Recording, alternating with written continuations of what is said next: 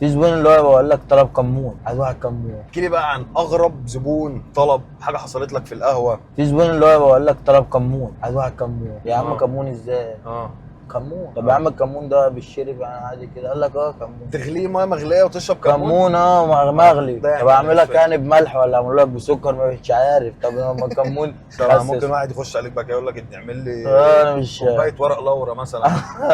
انا حاسس ان انا فاتح عطار عندي. انت فاهم؟ ايه يا جدعان دي قهوه؟ بس هي في زمان مأملها. ده في زبون يقف لك على الجنيه، سابك 34 جنيه مثلا، يقف لك يديك ال 35 واقف جنبك، سابك 34. ايوه ابو انا مديك 35. عايز الجنيه معلش اللي هو أيوة. فاهم انت. طب معيش جنيه فك والله خلاص يبقى لي جنيه. طب ما انت كان من ممكن اول. تتزنق لا، تطلع انت في الحمام وانت بتفك ما ايه تلاقي يا واقف عم؟ تدور.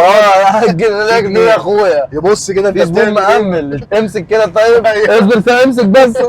ايوه ما ايه يعني بره مفندقه، ايوه تيجي عندنا بتحط الطب قبل ما تخش بالقهوه. يبز ده يا ابني. بره.